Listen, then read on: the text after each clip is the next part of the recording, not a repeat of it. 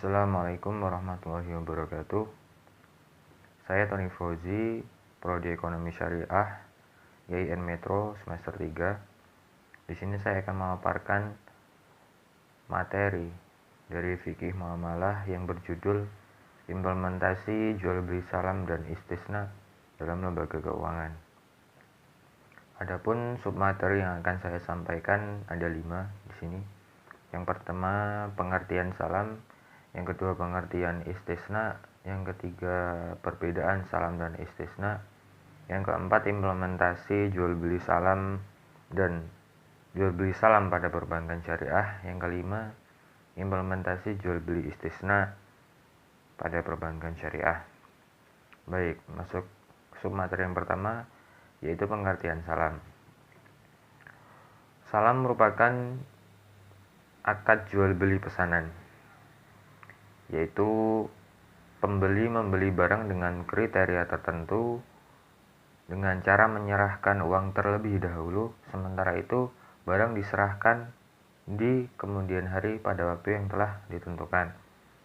Pada waktu akad, barang yang dipesan hanya dijelaskan mengenai sifat, ciri, dan karakteristiknya. Ini berarti pada jual beli salam, barang yang dibeli masih dalam tanggungan si penjual. Adapun pemahaman yang lain adalah pembelian barang yang diserahkan di kemudian hari sementara pembayaran dilakukan di muka. Rukun-rukun salam yang pertama adalah muslam atau pembeli, yang kedua muslam alaih, harus ada penjual, kemudian ada modal atau uang, kemudian muslam fihi, barangnya, kemudian sikhot, ucapan dalam akad tersebut. Kriteria barang pada akad salam. Yang pertama, harus spesifik dan dapat diakui sebagai utang, berarti ada nilainya. Yang kedua, diidentifikasi secara jelas. Yang ketiga, diserahkan di kemudian hari. Yang keempat, boleh ditentukan tanggal penyerahannya, kemudian tempat penyerahannya. Yang terakhir adalah penggantian dengan barang lain apabila terjadi kerusakan.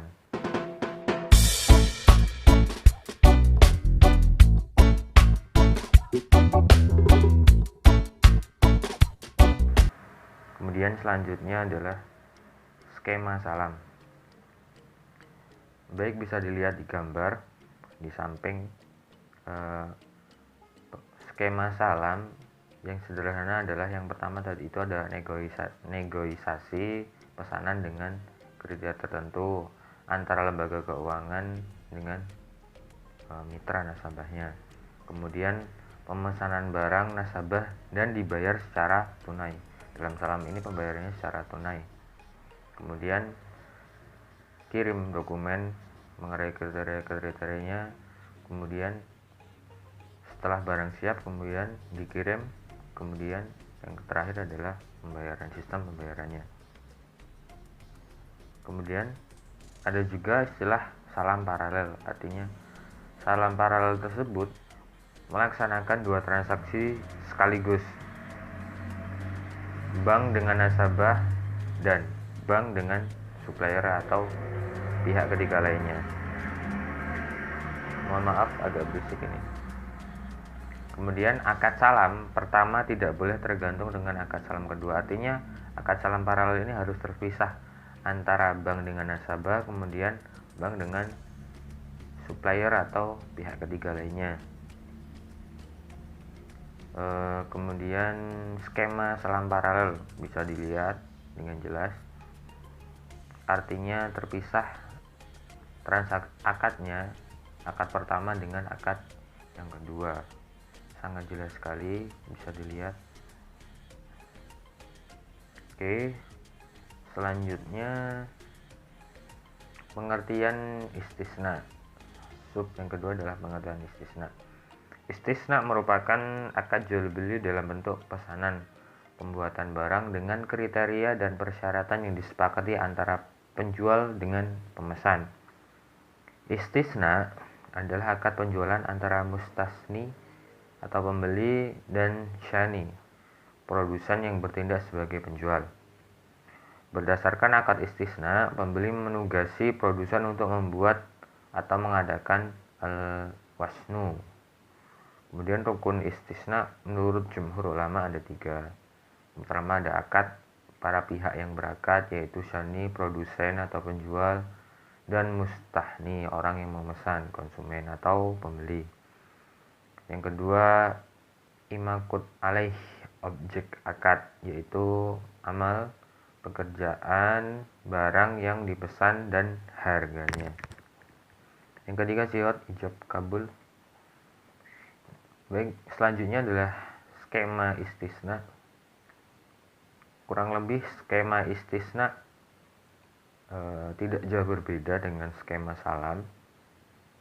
Ada akad dengan lembaga keuangan, kemudian dengan perusahaan selaku si nasabah, bisa dilihat. Kemudian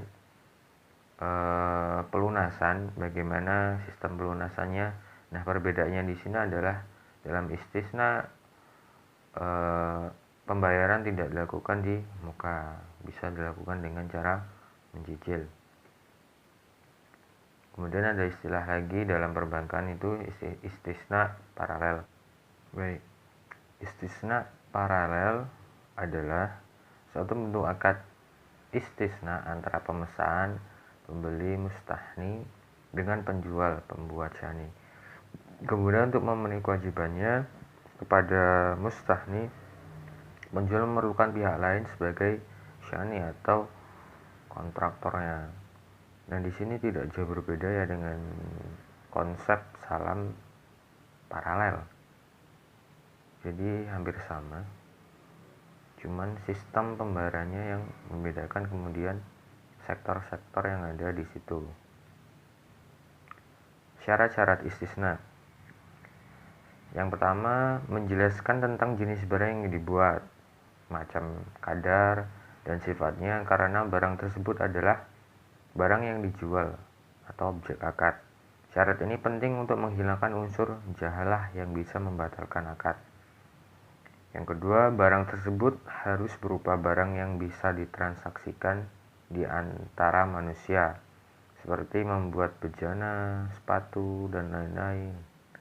Yang ketiga, tidak ada ketentuan mengenai batas waktu penyerahan barang yang dipesan. Bila ditentukan waktu penyerahan barang, maka akadnya secara otomatis berubah menjadi akad salam, sehingga berlaku padanya seluruh hukum-hukum akad salam. Karena akad istisna ini pesanan, karena untuk memerlukan dalam waktu pembuatan itu tidak bisa ditentukan pada akad istisna. Kemudian yang ketiga adalah perbedaan salam dan istisna. Terdapat beberapa perbedaan antara salam dengan istisna yang dirangkum dalam beberapa hal di dalam materi saya. Yang pertama, subjek istisna merupakan hal yang selalu membutuhkan manufaktur. Istisna membutuhkan suatu manufaktur. Sedangkan salam dapat diberlakukan pada hal apapun, terlepas dari apakah perlu manufaktur atau tidak. Yang kedua, dalam salam, bahwa harga untuk barang dipesan dibayar penuh di muka, sedangkan hal tersebut tidak diperlukan dalam istisna. Yang ketiga, dalam kontrak salam, sekali diberlakukan tidak dapat dibatalkan secara sepihak, karena sudah dibayar di muka. Sedangkan dalam kontrak istisna dapat dibatalkan sebelum produsen mulai pekerjaannya atau kontraktor sebelum mulai dalam pekerjaannya. Yang keempat, waktu pengiriman merupakan bagian penting dari penjualan salam, karena salam tadi waktunya ditentukan. Sementara itu tidak diperlukan dalam istisna karena waktu pengiriman sudah ditetapkan. Nah, bisa dilihat perbedaan-perbedaannya dari subjek harga, sifat kontrak, dan kontrak paralelnya. Dalam subjek harga, salam dibayar saat kontrak. Kemudian istisna bisa saat kontrak, kemudian diangsur, atau di kemudian hari setelah barangnya selesai. Kemudian subjek sifat kontrak. Salam mengikat secara asli, kemudian istisna mengikat secara ikutan. Subjek kontrak paralel, salam paralel, kemudian istisna paralel sama. Oke, dari sini paham ya semuanya. Insya Allah bisa membedakan antara salam dan istisna. Salam itu dibayar di muka, kemudian istisna itu bisa dicicil di kemudian hari. Kemudian waktunya salam itu ditentukan batasnya. Yang keempat, implementasi jual beli salam pada perbankan syariah. Di perbankan syariah, jual beli salam biasanya salam dipergunakan pada pembiayaan bagi petani dengan jangka waktu yang relatif pendek, yaitu 2-6 bulan. Karena yang dibeli oleh bank atau lembaga keuangan adalah barang seperti padi, jagung, dan cabai, dan bank tidak berniat untuk menjadikan barang-barang tersebut sebagai simpanan atau inventory. Nah, untuk salam paralel pada lembaga keuangan syariah, setelah lembaga keuangan syariah memiliki barang tersebut dalam akad pertama, barang yang dilakukanlah akad salam kepada pembeli kedua. Nah, itu untuk akad paralel.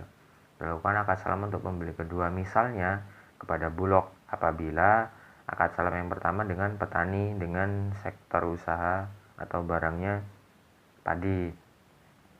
Nah, untuk akad yang kedua bank kepada Bulog atau pedagang pasar induk atau pasar grosir. Inilah yang dalam perbankan Islam dikenal sebagai akad salam paralel, yaitu salam paralel antara dua. Yang pertama tadi lembaga keuangan syariah dengan si petani, kemudian yang kedua lembaga keuangan setelah mendapatkan produknya berupa beras kemudian dilempar ke Bulog atau pedagang pasar induk. Kemudian salam juga dapat diaplikasikan pada pembiayaan barang industri, misalnya produk garment, pakaian jadi, yang ukuran barang tersebut sudah dikenal umum, sudah banyak orang tahu. Caranya, saat nasabah mengajukan pembiayaan untuk pembiayaan garment, bank mereferensikan pengguna produk tersebut. Hal itu berarti bahwa bank memesan dari pembuat garment tersebut dan membayarnya pada waktu mengikat kontrak tunai. Bank kemudian mencari pembeli kedua, kan paralel, jadi pembeli kedua. Pembeli tersebut bisa saja rekan yang telah direkomendasikan oleh produsen garment tadi. Bila garment itu telah selesai diproduksi, produk tersebut diantarkan kepada rekan tersebut. Rekanan kemudian membayar kepada bank baik secara mengangsur maupun tunai, paralel. Selanjutnya yang kelima, implementasi jual beli istisna pada perbankan syariah. Secara umum, implementasi istisna di lembaga pembiayaan syariah ditetapkan bahwa dalam melaksanakan transaksi istisna, perusahaan pembiayaan dapat bertindak sebagai pembeli untuk memesan kepada produsen sebagai pembuat syani 2 untuk menyediakan objek istisna dengan akad istisna. Akad istisna antara perusahaan pembiayaan dan produsen sebagai pembuat syani 2 bersifat independen, tidak boleh terikat, dan terpisah dari akad istisna antara perusahaan pembiayaan dengan konsumennya. Akad istisna antara perusahaan pembiayaan dan produsen sebagai pembuat atau syani 2 harus dilakukan setelah akad istisna antara perusahaan pembiayaan dan konsumen atau pemesan selesai. Jadi terpisah antara kedua-duanya, sama dengan salam paralel yang di atas. Istisna paralel. Umumnya istisna yang digunakan dalam lembaga keuangan digunakan dalam pembiayaan kredit perumahan atau KPR, bisa orang dengar. Dan pada praktiknya akad istisna tersebut disebut dengan istisna paralel. Demikian penjabarannya. Konsumen yang membutuhkan rumah datang ke bank dan memesan sebuah rumah kepada bank dengan spesifikasi tertentu. Konsumen dan bank lalu membuat kesepakatan serah terima rumah, harga jualnya, dan mekanisme pembayarannya. Kemudian, bank lembaga keuangan syariah bukan perusahaan pengembang. Jadi, bank tersebut bukan perusahaan pengembang sebagai pembiayaan saja. Maka bank memesan lagi ke pengembang agar dibuatkan rumah, atau pengembang di sini adalah kontraktor biasanya. Akan dibuatkan rumah yang sama dengan yang dipesan oleh si konsumen. Inilah yang dimaksud dengan istisna paralel. Konsumen memesan kepada bank dan bank memesan lagi kepada pengembang untuk dibuatkan rumah atau kontraktor. Akad ini dapat lebih fleksibel digunakan untuk memfasilitasi KPR untuk rumah yang masih inden. Dengan akad ini, jual beli dapat dimulai dilakukan walaupun objek jual belinya belum ada, artinya sedang akan dibuat. Baik, jadi itu tadi pemaparan dari saya mengenai implementasi salam dan istisna di lembaga keuangan. Saya Ihri, wassalamualaikum warahmatullahi wabarakatuh.